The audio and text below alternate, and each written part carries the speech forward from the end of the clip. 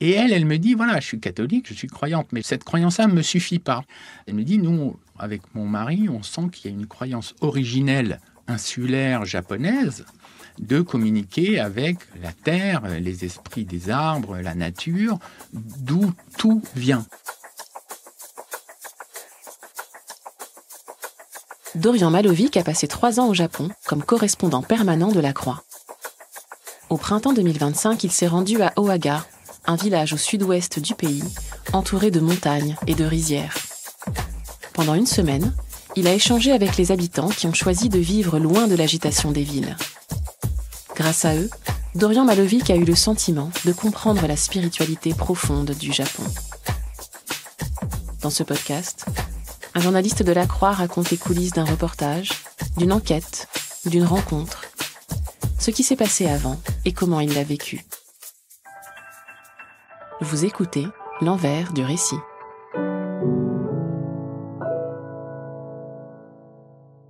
Je m'appelle Dorian Malovic, je suis journaliste au quotidien La Croix et j'ai été pendant 3 ans correspondant permanent à Tokyo, d'où je suis revenu au mois de juin dernier. Et j'ai terminé ce cycle de 3 ans par un reportage absolument extraordinaire dans la campagne japonaise, dont j'avais rêvé depuis mon arrivée au Japon. Lorsqu'on se promène au Japon, on voit plein de villages dans les montagnes. On ne s'y arrête pas parce que le train va très vite et qu'on va dans les grandes métropoles. Mais les questionnements ne cessaient de me tarauder en me disant qui vit, comment vivent les gens dans ces petits villages, sachant qu'il y a quand même une crise démographique assez importante et que les villages se vident et que les villes se remplissent. Donc aujourd'hui, je vais vous parler d'un village absolument magique. Je dirais presque d'un village irréel qu'on pourrait imaginer dans un dessin animé de Miyazaki, mais qui existe vraiment.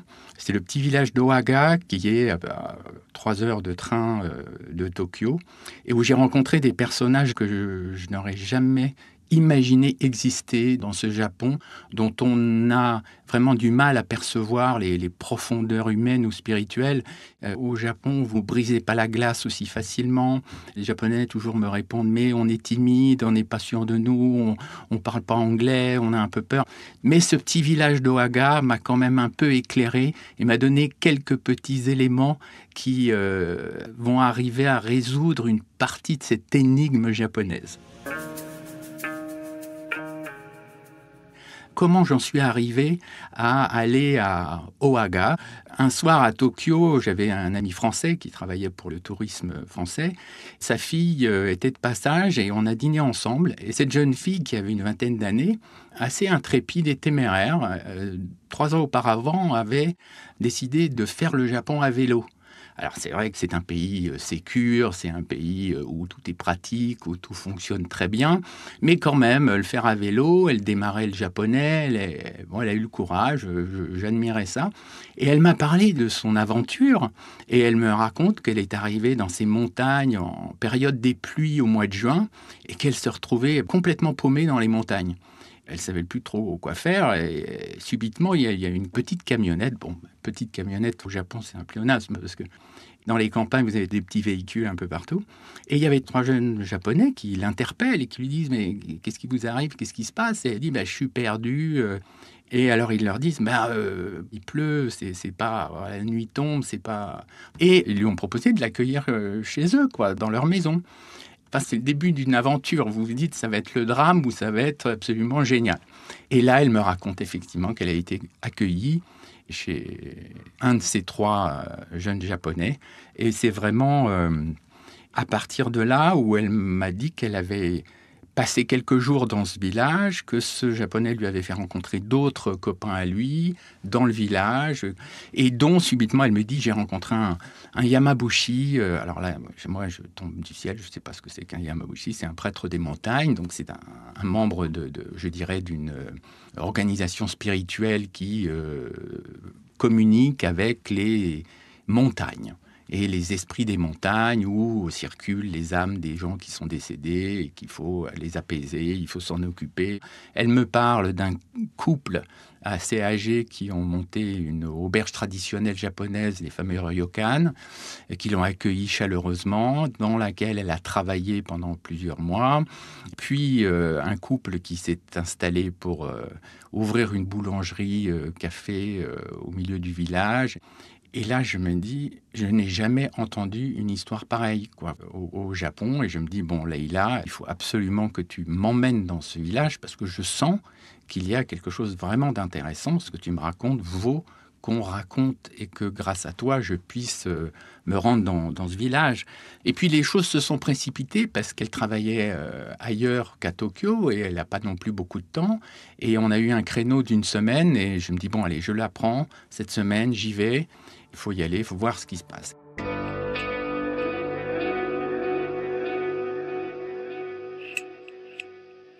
Donc on s'était donné rendez-vous à Okayama, au sud-ouest de Tokyo, 3 heures de Shinkansen TGV japonais. Là, on s'est retrouvés à la gare.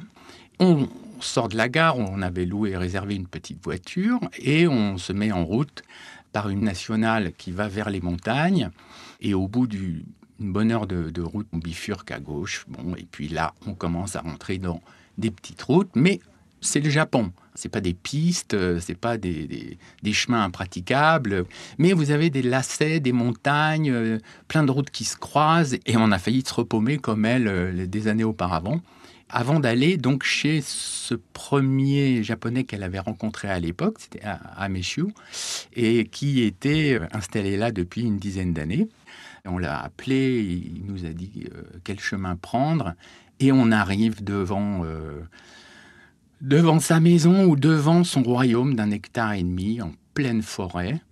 C'est un petit fort un peu ancien à la japonaise, avec des petites tourelles en bois qu'il a construit lui-même, un immense jardin où vous avez des tentes, des tuyaux en caoutchouc, vous avez des petits chalets en bois, vous avez tout un capharnaüm de trucs, de moteurs, de batteries, de choses comme ça.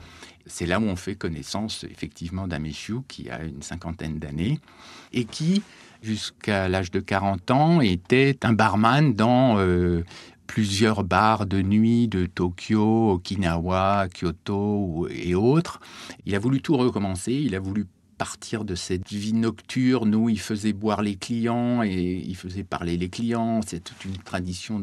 Après le boulot, les gens vont sortir le soir et boivent et se confient et racontent leurs malheurs. Et lui, il écoutait. Enfin, c'était un peu un médecin des âmes de tous ces gens un peu à la dérive, perdus le soir. Et lui, évidemment, il devait lui aussi boire toute la nuit avec tous ses clients parce qu'il faut les accompagner, puis on l'invite, etc. Et au bout d'un moment, bon, il s'est rendu compte que ça détruisait quelque peu sa santé et il a décidé probablement de débrancher. Et je pense que de bouche à oreille, il avait entendu parler de ce village où, avant le Covid, il y a quelques années auparavant, il y avait des rassemblements d'artistes. Il me disait que les gens du village au début se demandaient qui il était, si c'était pas un peu un hippie, le gourou d'une secte ou autre. Et progressivement, ils sont venus. Et puis maintenant, en fait, il rencontre des vieux qui sont là, qui vont le voir, il les aide. Enfin, il y a des échanges et les relations se sont aussi faites. Et on a parlé pendant plus de 2 heures. Et ce qui m'a marqué, c'est de l'entendre parler à cœur ouvert, quoi. C'est-à-dire pas de retenue de sa part, pas de barrière de timidité. Il s'est livré vraiment totalement. Et pour moi, en tant que journaliste, c'était tellement réconfortant de ne pas être dans un dialogue totalement protocolaire où il se devait de dire certaines choses, de ne pas en dire d'autres et de se restreindre et de se contraindre, comme c'est un peu la norme quand vous faites des interviews au Japon. Il faut envoyer les questions à l'avance. C'est très compliqué. Et là, on s'est assis, on a bu du café, on a écouté de la musique et il a parlé pendant 2 heures. Et c'était vraiment déjà le premier contact avec ce village. Je me suis dit, c'est la première rencontre. Elle est déjà assez magique. Si les autres rencontres sont de ce type, Leïla m'emmène dans un endroit absolument extraordinaire.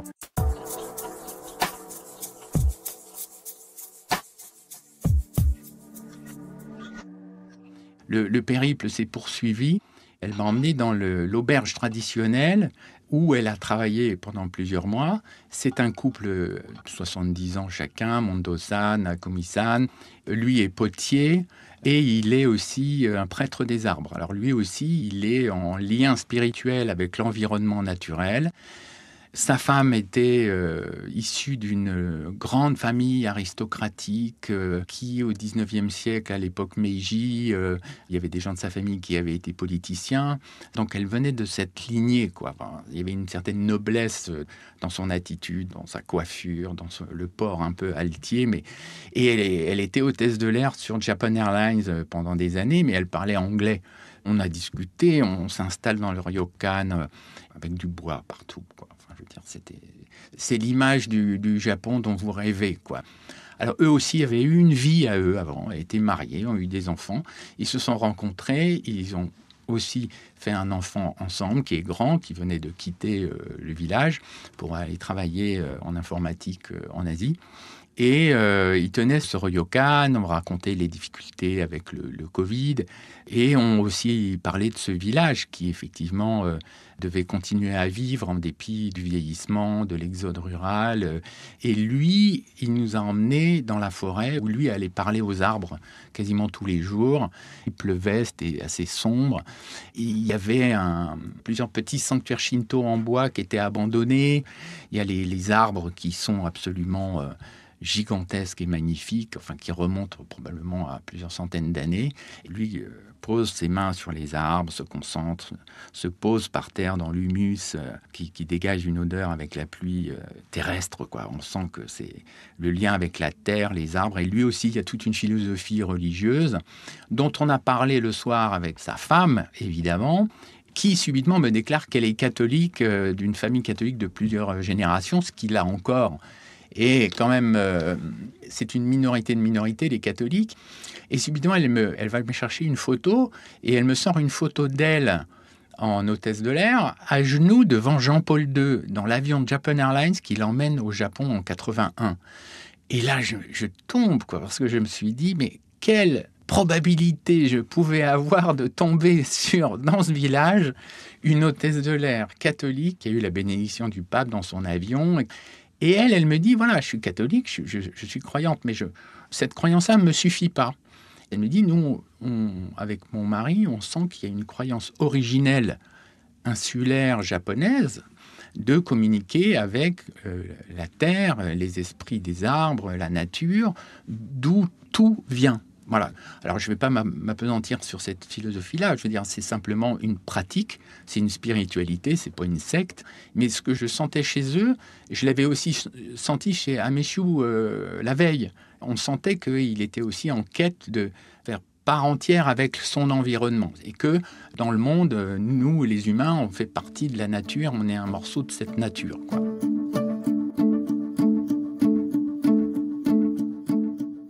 Après cette rencontre-là, j'étais pas au bout de mes surprises parce que le surlendemain, on va rencontrer Take-chan. C'est un des piliers jeunes, dynamiques et spirituels de ce village qui est le Yamabushi, qui est d'ailleurs le prêtre des montagnes. Alors là, moi, ça m'intriguait. Là encore, c'est ma démarche, c'est personnel. J'avais à peine regardé ce que c'était un Yamabushi dans mes docs. C'est-à-dire, j'avais regardé prêtre des montagnes, il y en a quelques milliers au Japon, etc. Donc, je me dis, bon, je verrai, je veux l'entendre me raconter son itinéraire, ses motivations, pourquoi, qu'est-ce que c'est, comment on y arrive, etc. Donc, c'est pour moi, je préfère être dans l'excitation de la découverte plutôt que d'arriver avec toute ma connaissance livresque et après de surtout chercher à confirmer ce que j'ai lu plutôt que de le laisser me parler. C'est beaucoup plus intéressant dans ce cas-là.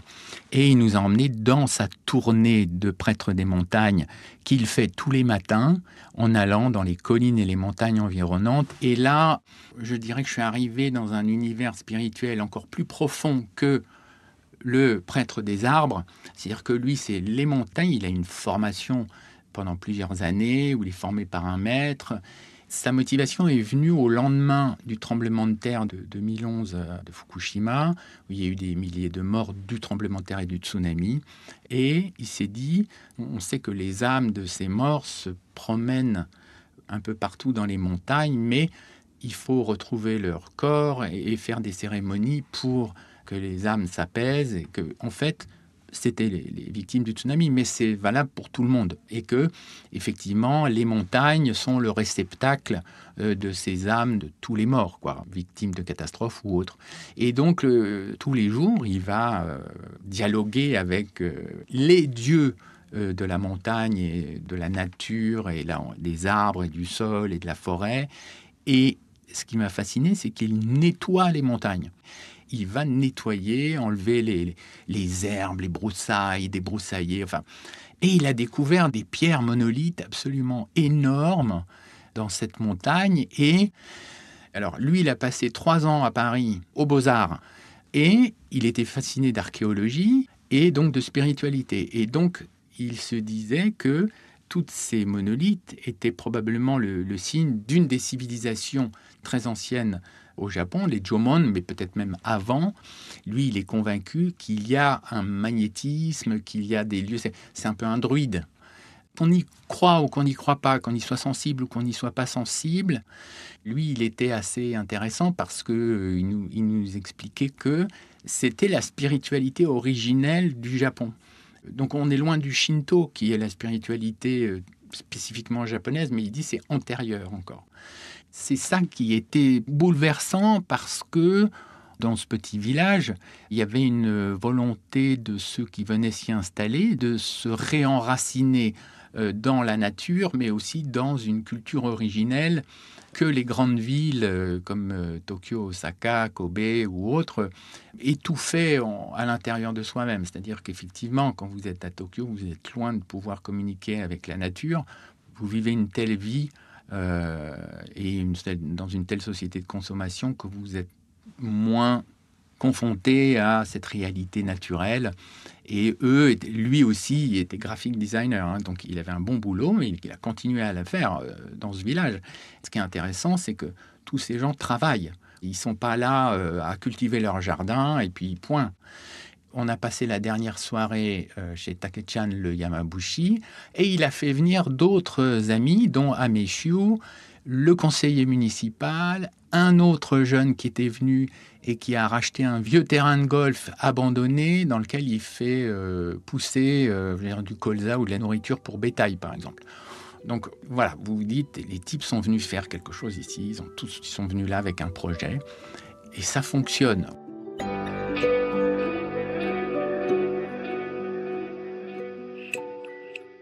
C'était assez...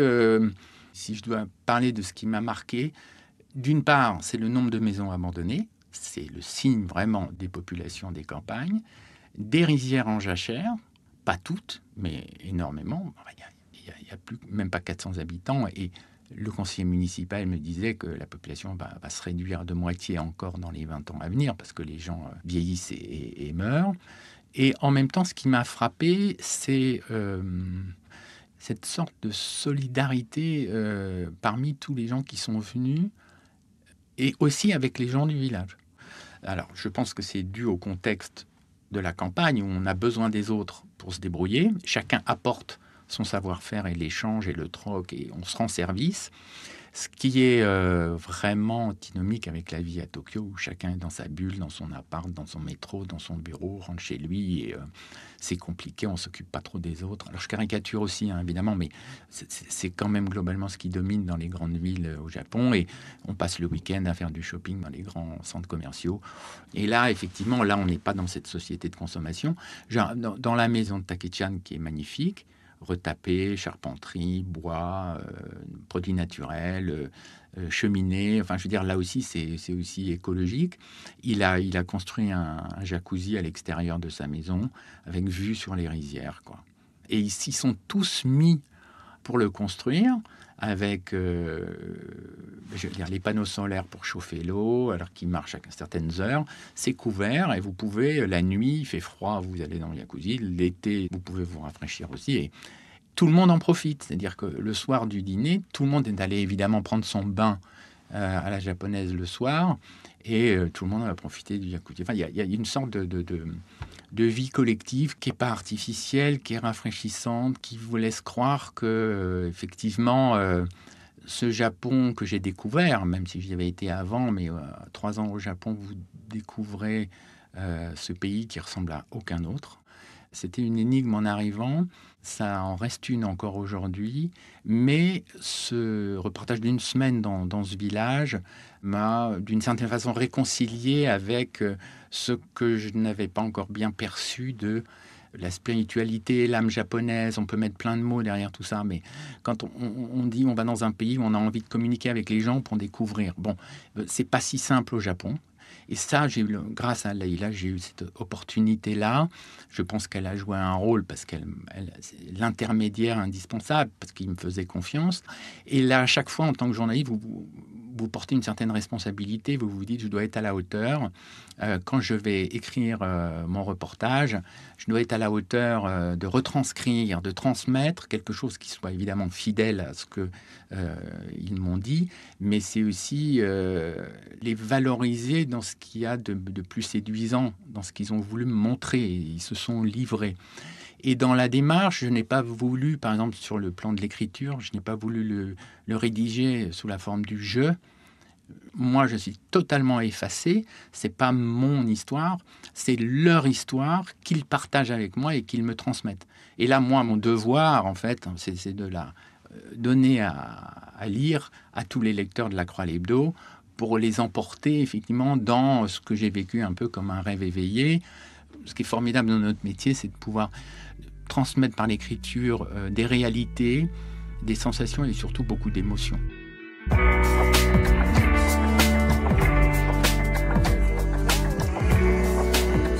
Vous venez d'écouter un épisode de L'Envers du récit. S'il vous a intéressé, n'hésitez pas à le partager et à vous abonner à notre podcast.